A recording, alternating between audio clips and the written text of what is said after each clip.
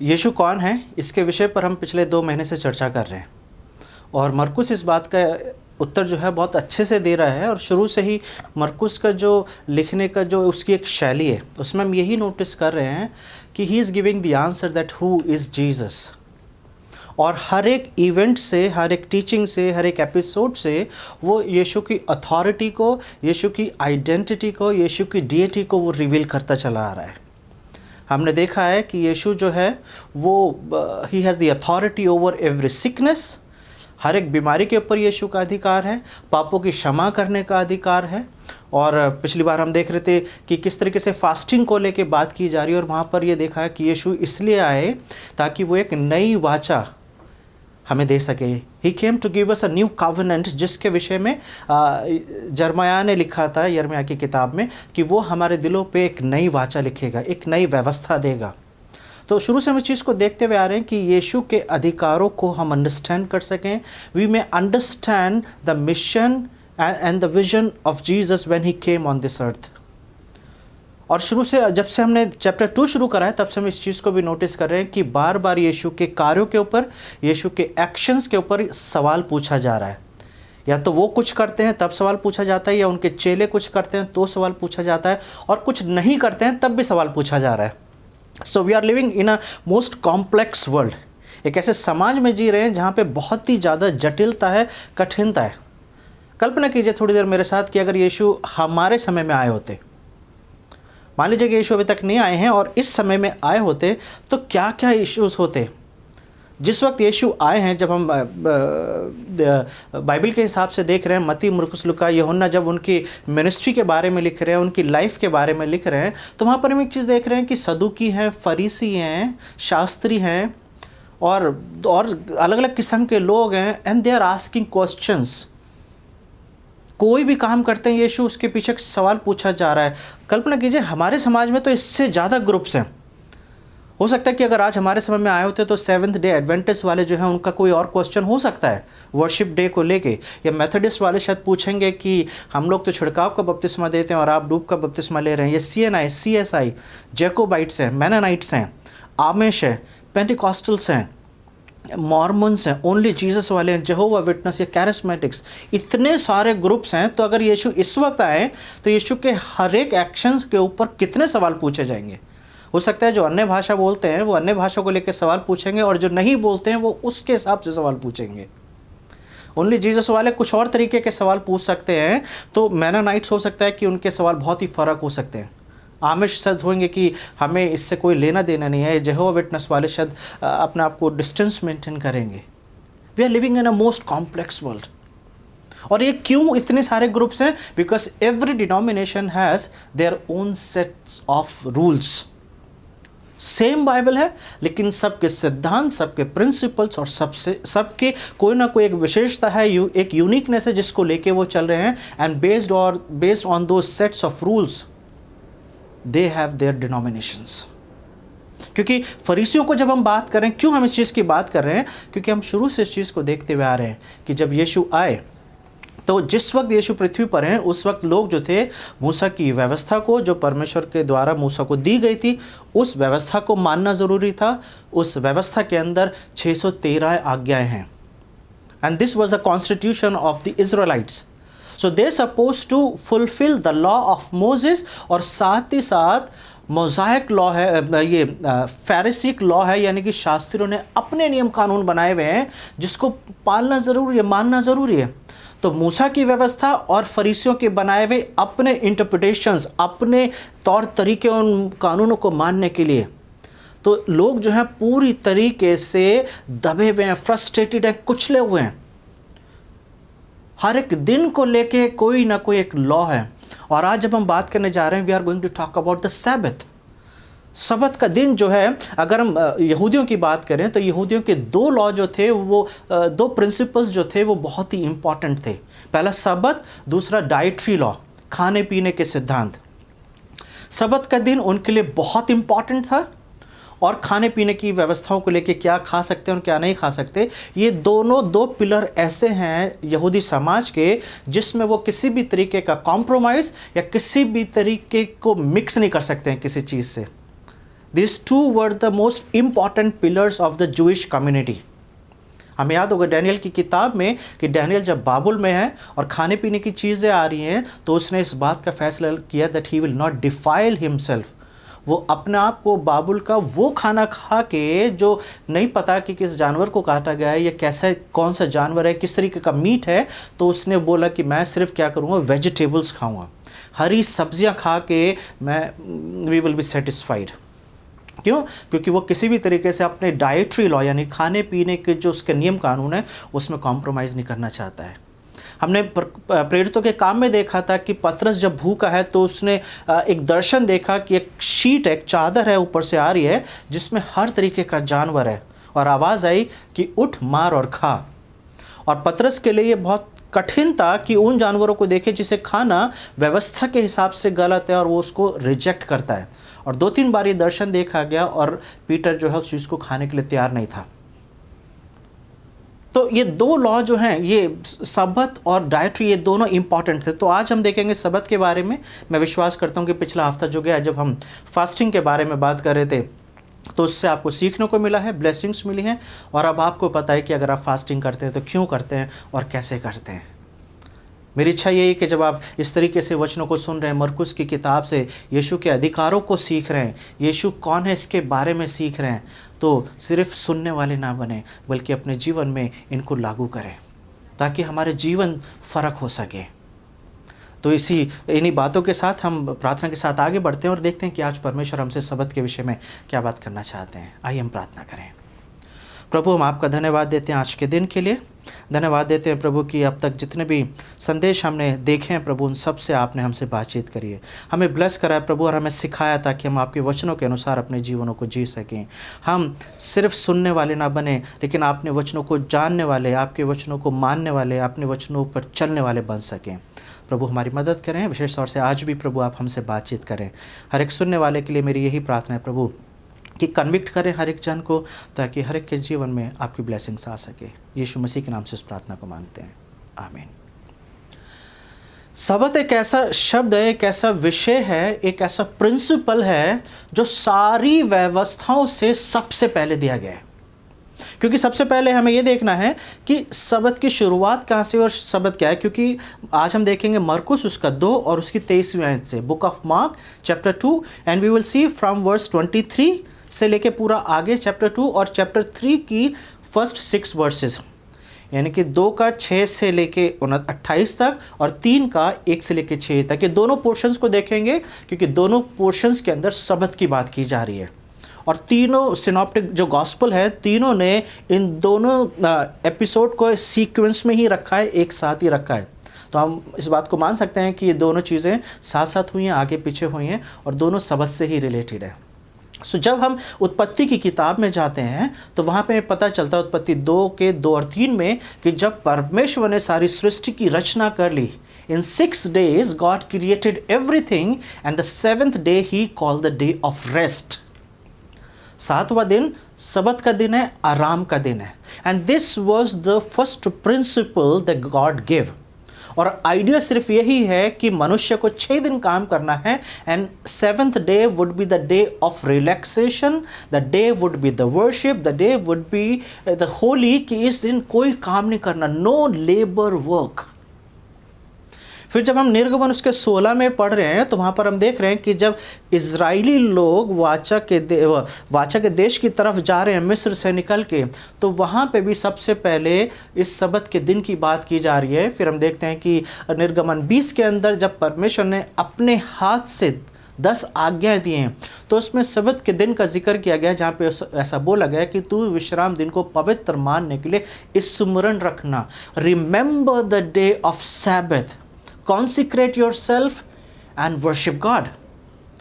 फिर हम देखते हैं व्यवस्था विवरण 5 के अंदर फिर से वही रेपिटेशन है उसी 10 कमांडमेंट्स का, जहाँ पे फिर से यही चीज़ बताई जा रही है कि सबत के दिन को मानना ज़रूरी है। निर्गमन 30-31 के अंदर हम देख रहे हैं वहाँ पे भी सबत के दिन की बात की जा रही है। Again and again God is talking about the Sabbath and God is saying that 6th day you work and 7th day you don't work, just relax। This is a family time. ये एक ऐसा समय है जहाँ पर आप परमेश्वर के साथ समय बिताएं, अपनी फैमिली के साथ समय बिताएं, और ये एक रेस्ट डे है। इसके पीछे एक और सिद्धांत है जो हमें समझने की ज़रूरत है, ताकि हम ये बातें हम इसलिए कर रहे हैं ताकि हम यहूदियों के माइंडसेट को अंडरस्टैंड कर सकें। फिर हम ये देखेंगे कि यीशु जो कर रहे हैं वो क्यों कर रहे हैं। निर्गमन 20 में जब व्यवस्था दी जा रही है तो उस समय में लोग जो हैं जंगल में हैं, they are spending 40 years in the wilderness, और उस 40 साल में लोगों ने कभी भी कोई काम नहीं करा है। They never did any labour work. उन्होंने 9 से 5 की जॉब नहीं करी है जहाँ पे उन्हें वेजेस मिल रही है, उनको तनख्वाह मिलती है, उनको पैसा मिलता है। 40 ईयर्स परमेश्वर ने उन्हें मन्ना खिलाया है, उन्हें बटेरे खिलाई हैं, परमेश्वर ने उनका देखभाल करा है।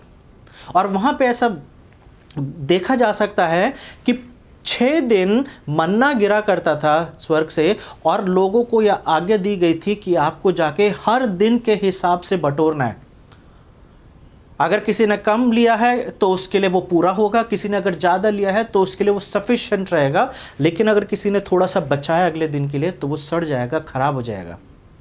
क्योंकि परमेश्वर ने बोला every day I will give you fresh food, do not keep, do not store. लेकिन जब 6ठा दिन आता था तो वहाँ पे मूसा के द्वारा ये आज्ञा दी जाती थी, don't collect, you have to collect for 2 days, और 2 दिन के लिए करना है, और इस बार खराब नहीं होगा। और स्टार्टिंग में ऐसा लिखा हुआ है, जब कुछ लोगों को ये चीज़ समझ में नहीं आई तो उन्होंने कम ही बटोरा ताकि अगले दिन वो फिर से मिलेगा। लेकिन जब अगले दिन वो बाहर गए तो उन्हें मन्ना नहीं मिला, क्योंकि परमेश्वर ने बोला था कि तुम 2 दिन का बटोरना। तो वहाँ पे परमेश्वर उन्हें एक चीज़ सिखाना चाह रहे हैं। जब निर्गमन में या जब लय व्यवस्था में ये दिया जा रहा है तो यहाँ पे एक प्रिंसिपल है जो इजराइलियों को सीखने की ज़रूरत थी। वो ये थी कि जब वो काम करते हैं, when they go out, when they collect, God feeds them, परमेश्वर उन्हें खिलाते हैं। लेकिन 7वें दिन जब वो काम नहीं करते हैं, परमेश्वर तब भी उन्हें खिलाते हैं। तो 7th day was the day of testing for them, कि 7वां दिन जो है जब वो काम नहीं करेंगे, but they have to depend upon God. और इस चीज के लिए विश्वास की जरूरत है कि परमेश्वर पे भरोसा रखना है कि 6 दिन जब हम काम करते हैं तो उसकी हमें तनख्वाह मिलती है, उससे हम अपना पेट को भरते हैं। लेकिन जब हम काम नहीं करते हैं, इवन तब भी परमेश्वर हमें खाना देता है, तब भी परमेश्वर हमारी ज़रूरतों को पूरा करता है। और ये एक तरीका था, this was a pattern that God was teaching to the Israelites, कि आप काम करते हो। और जब वो वाचा के देश में पहुंच गए तब भी यही व्यवस्था दी गई थी कि जब आप काम करते हो you eat, but when you will not work even then you will eat, because God is a provider. वो देने वाला, मुहैया कराने वाला परमेश्वर है। और ये व्यवस्था थी, और इसी को ध्यान में रखते हुए लोग जो हैं इसी व्यवस्था को मानते चले आए। और फिर हम जब नहमिया की किताब की सीरीज़ को जब हम कर रहे थे तो वहाँ पर भी हमने ये देखा कि जब लोगों को फिर से व्यवस्था पढ़ी गई, फिर से इस चीज़ को समझा गया, सिखाया गया कि how important it is that they should understand the day of Sabbath, तो उन्होंने उसको उसी तरीके से रिस्पेक्ट दिया और उसी तरीके से मनाया है। लेकिन जब यीशु आए हैं तो वहाँ पे we can see many additions in this law. परमेश्वर ने जो व्यवस्था दी थी वो व्यवस्था इसलिए दी थी कि इसके द्वारा सबत के दिन जो है it may give relaxation to the people, it may ease their day, it may ease their labour. उनकी लाइफ जो है वो सिंपल हो सके, आसान हो सके। और 7वां दिन जो है विच इज़ द सैटरडे, ये इनके लिए एक अच्छा दिन हो सके। लेकिन फरीसियों ने अपने नियमों के साथ इस दिन को एक बर्डन बना दिया था लोगों के लिए।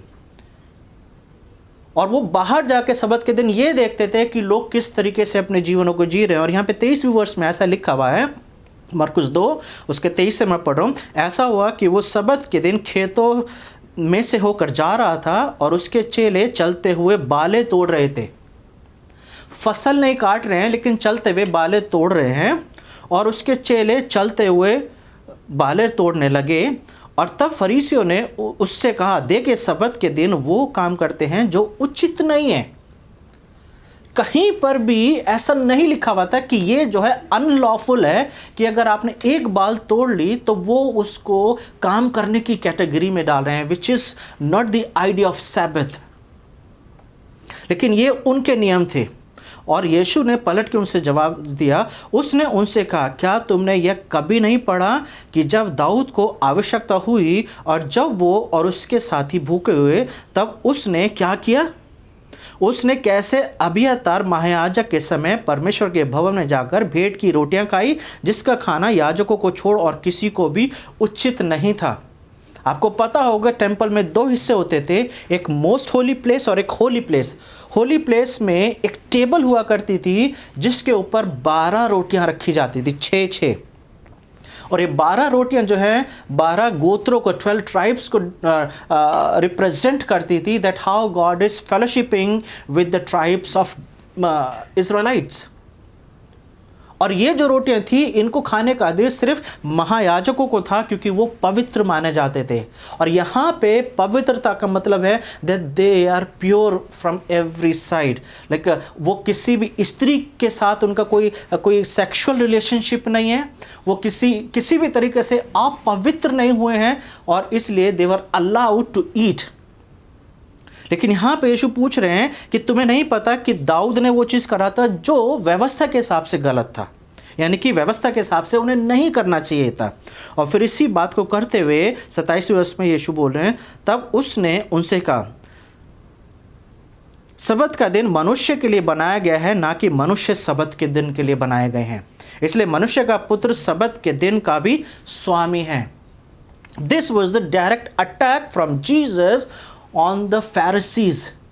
क्यों? क्योंकि उनके लिए सबत जो है उसका मीनिंग फर्क था, उसका मीनिंग वो नहीं है जो परमेश्वर ने दिया था। God said work 6 days and rest on 7th day, worship the Lord and do nothing. लेकिन उसमें नथिंग का मतलब ये नहीं था कि अच्छा काम भी करना मना है, क्योंकि 3रे चैप्टर को जब हम पढ़ते हैं तो वहाँ पर यीशु फिर से ये सवाल पूछ रहे हैं, क्या, मैं 4थी वर्ष पढ़ रहा हूँ, क्या सबत के दिन भला करना उचित है या बुरा करना, प्राण को बचाना या मारना? पर वे चुप रहे। So Jesus is asking counter questions कि सबत का मतलब क्या है? What is your understanding? Should we do the good work और नॉट? शुड वी किल और टू सेव? और फरीसी यहां पर चुप हैं, जवाब नहीं दे रहे, because they added their own understanding in the law of Sabbath.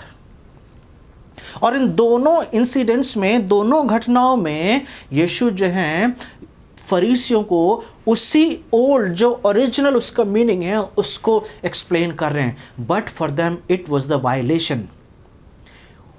फरीसियों के हिसाब से ये व्यवस्था का उल्लंघन है, क्योंकि वो बालों को तोड़ना उनके लिए वो काम की गिनती में आ रहा है। मुझे याद है काफ़ी साल पहले मैं हिमाचल में था, काफ़ी साल पहले की बात है, और हमारे पास में एक यहूदी परिवार रहता था, एक जोइश फैमिली जो था वो वहीं पे रहता था, और अक्सर वो लोग फ्राइडे को खाना बना लेते थे और उसी खाने को वो सैटरडे को खाते थे, नो कुकिंग।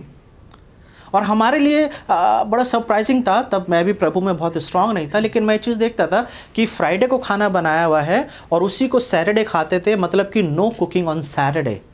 क्या ये परमेश्वर ने ऐसा बोला था क्या?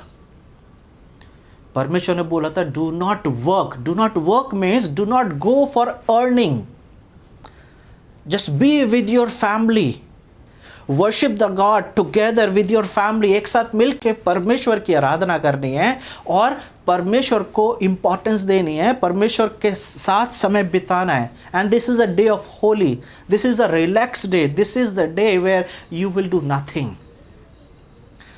लेकिन जैसे जैसे समय बीतता चला गया, इसके अंदर लोगों के द्वारा नई नई चीज़ें ऐड की गई और लोग जो है इसे फ़र्क तरीके से मानने। Even when Jesus was on the earth they had a different meaning of Sabbath. और शायद यही वो रीज़न है कि यीशु ने बोला है मत्ती के आगे हम देखेंगे मत्ती के चैप्टर में, जहाँ पे यीशु बोल रहे हैं कि हे सब बोझ से दबे हुए लोगों मेरे पास आओ, मैं तुम्हें आराम दूंगा।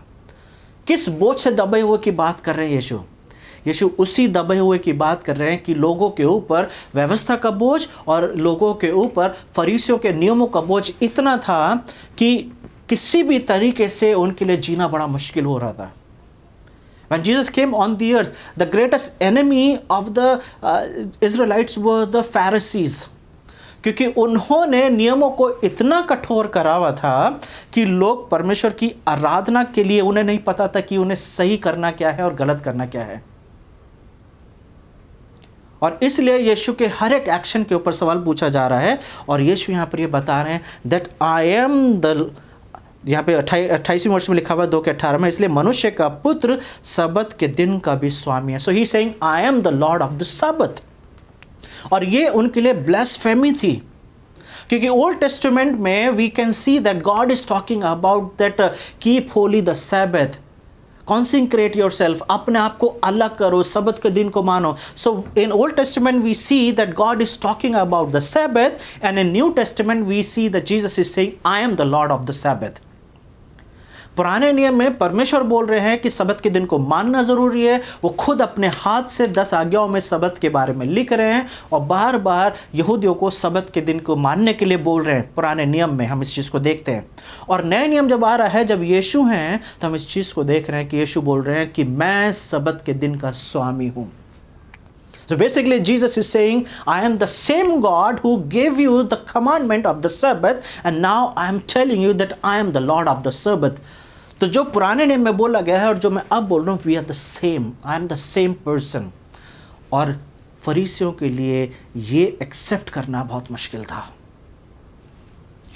तीसरा चैप्टर जब शुरू हो रहा है तो वहाँ पर ऐसा लिखा हुआ है कि यीशु जब आराधनालय में गए, सबत का दिन है। अगर आप ध्यान से देखेंगे, ज़्यादातर यीशु ने जो चंगाइयों के काम करे, जो मिरेकल्स हुए हैं, वो सबत के दिन हुए हैं। You read the book of John and you will see many healings and many work took place on the day of Sabbath. यीशु जान के इस चीज़ को कर रहे हैं ताकि लोग जो है इस बात को नोटिस करें और लोग इस चीज़ को देखें। तो फरीसियों के हिसाब से this was the violation of the law, but God who knows the law is doing the right thing. हमारी एक सीरीज़ थी इससे पहले, मरकुस की किताब से पहले एक सीरीज़ हमने करी थी और उसका टाइटल था that why God became man, क्यों परमेश्वर मनुष्य बना। और वहाँ पे बहुत सारे रीजंस हमने देखे हैं, और अगर उस सीरीज़ को कर रहे होते तो बहुत लंबी सीरीज़ हो जाती, क्योंकि बहुत सारे रीजंस हैं जहाँ पर हम देखते हैं कि यीशु मनुष्य क्यों बने। और उसमें से एक रीज़न ये भी है कि God became man to break the barriers, the spiritual barriers, the obstacles.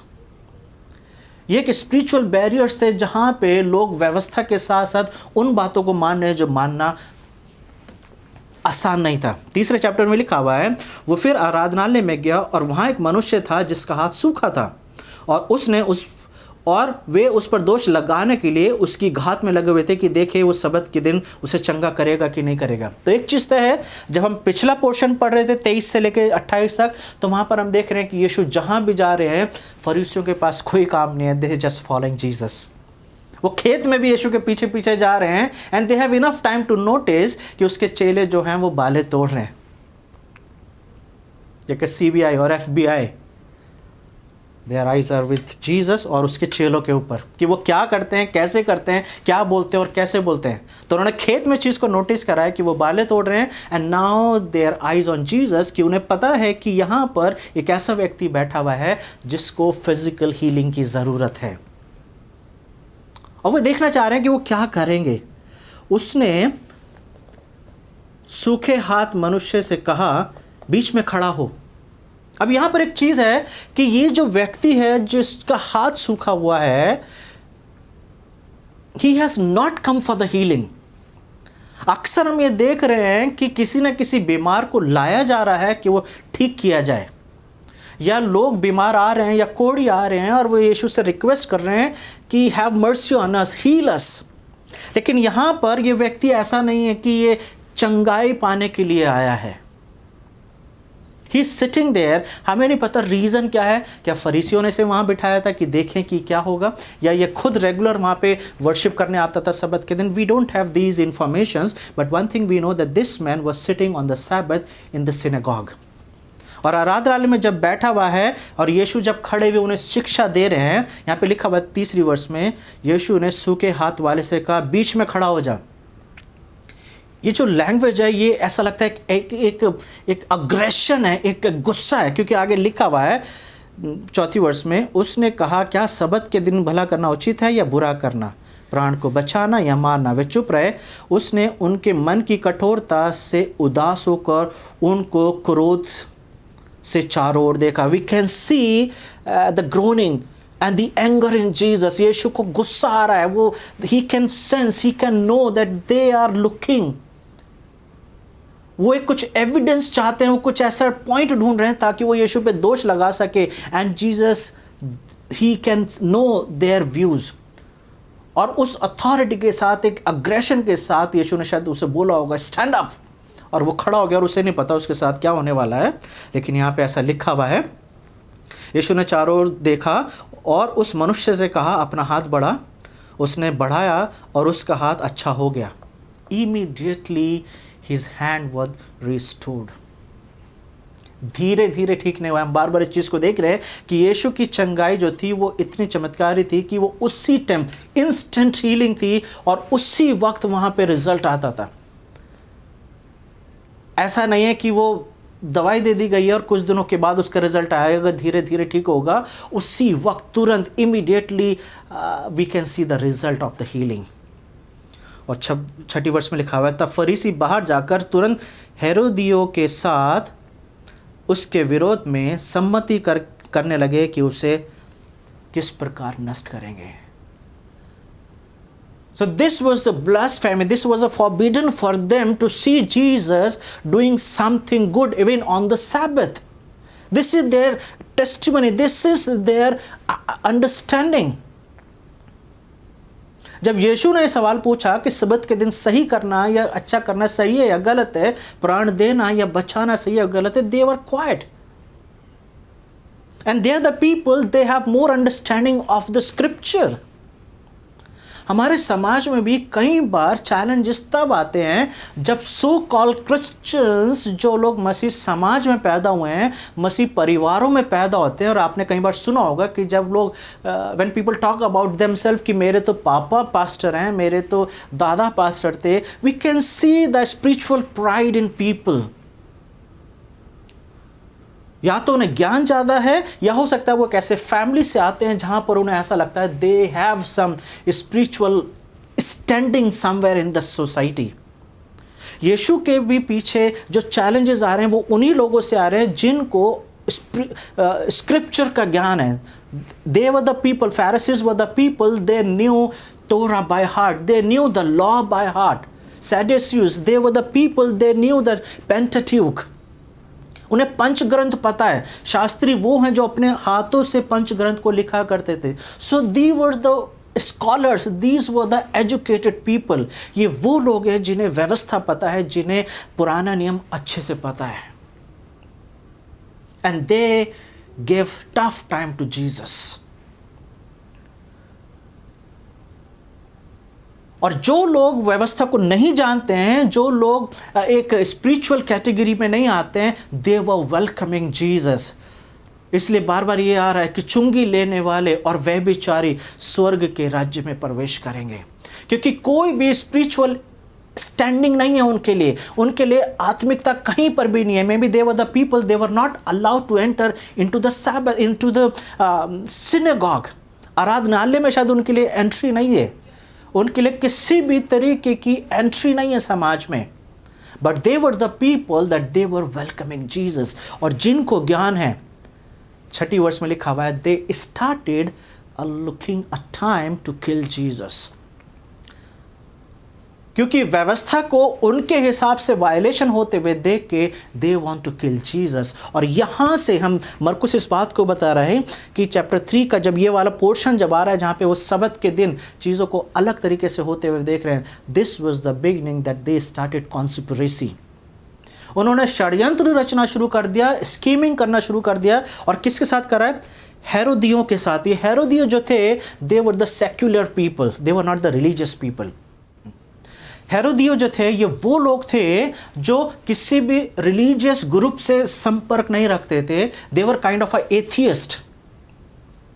एक अलग ही एक सेक्ट था। जब आप इंटरटेस्टामेंटल का टाइम पीरियड, यानी कि जो 400 साल का जो स्टडी है मलाकी और मती के बीच में, जब उसको इंटरटेस्टामेंटल पीरियड बोला जाता है, जब उस समय को आप स्टडी करेंगे तो वहाँ पर आप देखोगे कि हेरोदेस के जो बेटे हुए और किस तरीके से जब डिवीजन हुआ है, तो एक सेक्ट था जिसको हेरोदियो बोला जाता था। और ये जो था, ये सेक्ट जो था, ये एक तरीके का बलवा करने वाले लड़ाकू, और ये जो थे एक अलग ही टाइप के लोग हैं। And they were not the friends of the Pharisees. ये फरीसी और हेरोदियो जो हैं, ये आपस में दोस्त नहीं है, they don't have any relationship. लेकिन क्योंकि इन्हें यीशु को मारना है, they want to destroy Jesus, now they both became friend. और दोनों ने मिलके प्लान करना शुरू करा है now that they want to kill Jesus. So what Mark is teaching us? क्या हम सीख सकते हैं 2 के 23 से लेकर 28 तक और 1 का 3 से लेकर 6 तक? इससे पहले हमने देखा जीसस फॉरगिव द सिंस, और वहाँ पे भी फरीसियों के लिए बड़ा मुश्किल था डाइजेस्ट करना कि ये बार बार इस अपनी तुलना या अपना कंपैरिजन या अपने आप को परमेश्वर के साथ बराबरी में दिखाता है। ही say that I am God, और फिर उस क्लेम को भी पूरा करता है, he does something which is not acceptable, something which they have never seen. क्योंकि जो भी कुछ यीशु कर रहे हैं, इससे पहले इन चीज़ों को कभी किसी ने होते हुए या करते हुए नहीं देखा है। They never saw any this kind of a healing anywhere in history. कई बार यीशु छू के ठीक कर रहे हैं, ज़्यादातर यीशु बोल रहे हैं और चंगाइयाँ मिल रही हैं। वो बोल रहे हैं और दुष्ट आत्माएं बाहर आ रही हैं। And this was the amazing thing. ये एक ऐसी चीज़ है जो उनके लिए डाइजेस्ट करना कठिन हो रहा है, और अब वो इस चीज़ को देख रहे हैं that this is one of the pillar, sabbath is one of the pillar, and now they see that even Jesus is not fulfilling the law according to their standard. और मरकुस यहाँ पे इस चीज़ को बता रहा है, even Jesus is the lord of Sabbath. He has the authority to forgive sins. He has the authority even on the demons world. He has the authority over every sickness, and he has the authority even on the days. He is above on the Sabbath. और जैसे कि 28 वर्ष में लिखा हुआ 2 के 28 में, इसलिए मनुष्य का पुत्र सबत के दिन का भी है। और उससे पहले 27 में, तब उसने उनसे कहा, सबत का दिन मनुष्य के लिए बनाया गया है। Human beings are the masterpiece of His creation. We are the masterpiece of His creation. सारी सृष्टि में सबसे बहुमूल्य अगर कुछ है तो वो सबत का दिन नहीं है, आप और मैं। और इसलिए यीशु बोल रहे हैं कि मनुष्य जो है वो सबत के लिए नहीं बनाया गया है, सबत जो है वो मनुष्य के लिए बनाया गया है। God made the day in Genesis 2:22 and 3. Where God said this, God rested on the Sabbath, और 7वें दिन को God ने बोला this would be the day of rest. What is the Sabbath? क्या परमेश्वर वहाँ पे बताना चाह रहे हैं? और जिस तरीके से हम कोलोसियों को पढ़ते हैं, you can read with me, कोलोसियों chapter 2 and verses 16 and 17, आप निकाल लीजिए मेरे साथ। कोलोसियों उसका 2 और उसका 16 और 17, जहाँ पे इस बात को बताया जा रहा है, मैं पढ़ देता हूँ आपके सामने। इसलिए खाने पीने या पर्व या नए चांद या सबत के विषय में तुम्हारा कोई फैसला ना करे। फिर से पढ़ रहा हूँ 16वीं वर्ष। इसलिए खाने पीने या पर्व या नए चांद के सबत के विषय में तुम्हारा कोई फैसला ना करे, क्योंकि ये सब आने वाली बातों की छाया है, पर मूल वस्तुएं मसीह की हैं। Sabbath was the image of Jesus.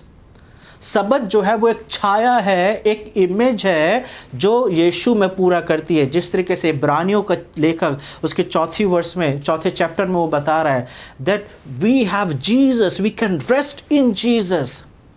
हमारा सबत जो है कोई दिन नहीं है, लेकिन यीशु है। यीशु ने बोला है कि मेरे पास आओ और मैं तुम्हें आराम दूंगा। जितने भी बोझ से दबे हुए लोग हैं, मत्ती 11 के 28 में यीशु ने बोला, जितने भी है सब परिश्रम करने वालों और बोझ से दबे हुए लोगों, मेरे पास आओ, मैं तुम्हें आराम दूंगा। इब्रानियों का लेखक 4th अध्याय में इसी चीज़ को बोल रहा है कि we can take rest in Jesus. और यीशु में आराम पाने के लिए, यीशु में रेस्ट करने के लिए, we don't have to wait on any particular day.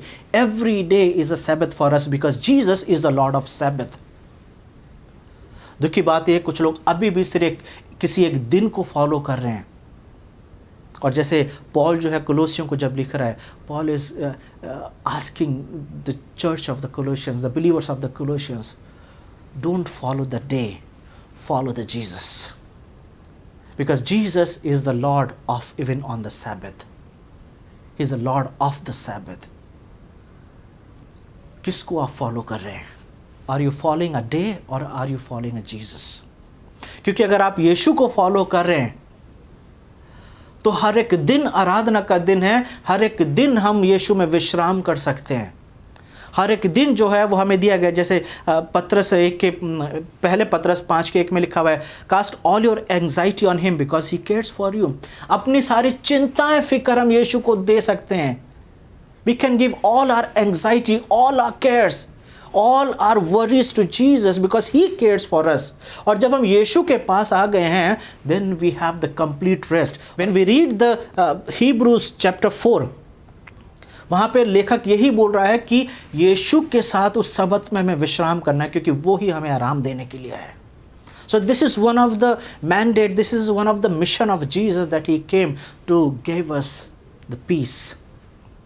He came to give us, to make us free. और यही वो रीज़न है कि जिसकी वजह से यीशु को मारने का प्लान बनाया जा रहा है. Remember, we are the worshipping the God, we are worshipping lord Jesus. ये वो यीशु है जिसका अधिकार हर एक चीज़ के ऊपर है. और मरकुस इस चीज़ को बता रहा है कि इसका अधिकार सबत के दिन के ऊपर भी है. फरीसी शायद इस चीज़ को नहीं मान रहे हैं, लेकिन ये आपकी और मेरी जिम्मेदारी है, ये आपकी और मेरी नीड है कि हम यीशु पर विश्राम पाएँ. इन दिनों में हम लोग अपने बाइबल रीडिंग में यिर्मयाह की किताब पढ़ रहे हैं, यहेजकेल की किताब पढ़ रहे हैं. और अभी हमने चैप्टर 6 को पढ़ा, 6 और 7 में. और वहाँ पे ऐसा लिखा हुआ है कि परमेश्वर जब उन क्लेशों को लोगों के ऊपर भेजेगा तो उनका सोना चांदी, उनका धन संपत्ति उन्हें आराम नहीं देगा. So don't look the rest, don't find the rest in your property, in your job, in your business, in your money, in your bank account, in your qualifications. Only Jesus can give you the rest. केवल यीशु है वो आराम दे सकते हैं जो संसार नहीं दे सकता है. And we all need that rest. मेरी यही आशा है, यही विनती है, यही प्रेयर है कि हम में से हर एक जन, हर एक सुनने वाला पूरी तरीके से यीशु में विश्राम करना सीख सके. और हम दूसरों को सिखा सकें कि विश्राम यानी कि वो शांति, वो रिलैक्स, वो आराम जो हमें चाहिए, वो आराम एक आत्मिक आराम है. This is a eternal rest that Jesus came to give us. और यही वो सुसमाचार है, इसलिए वो मनुष्य बन के पृथ्वी पर आए हैं और आपको और मुझे ये सिखा रहे हैं. जब हम यीशु पर विश्वास करते हैं तब हम उसके रेस्ट में एंटर करते हैं. और मेरी यही प्रार्थना है, मैं गॉड ब्लेस यू, कि हम में से हर एक जन यीशु में आराम पाए. आइए हम प्रार्थना करें. प्रभु, हम आपका धन्यवाद देते हैं कि आज प्रभु आप अपने वचन के द्वारा हमसे बातचीत करी. प्रभु, आपने हमें सिखाया कि किस तरीके से हमें पूरी तरीके से यीशु में विश्राम पाने की ज़रूरत है. प्रभु, हमारी मदद करें ताकि प्रभु हमारे जो भी ऐसे कार्य हैं, जो भी ऐसी बातें जिसके अंदर प्रभु हम विश्राम पाना चाहते हैं, या जो हमारे लिए बेस्ट है, जो हम समझते हैं जिसके द्वारा हमें विश्राम मिल सकता है, उन सब बातों को छोड़ के केवल और केवल यीशु पर भरोसा कर सकें, ताकि यीशु के विश्राम में हम एंटर कर सकें और यीशु के साथ हमेशा उस विश्राम में रहने वाले बन सकें. हर एक सुनने वाले को ब्लेस करें प्रभु. और यही प्रार्थना है कि ज़्यादा से ज़्यादा लोग प्रभु इस वचन के द्वारा आशीषित पा सकें. यीशु मसीह के नाम से इस प्रार्थना को मांगते हैं. आमीन. God bless you. Have a wonderful week.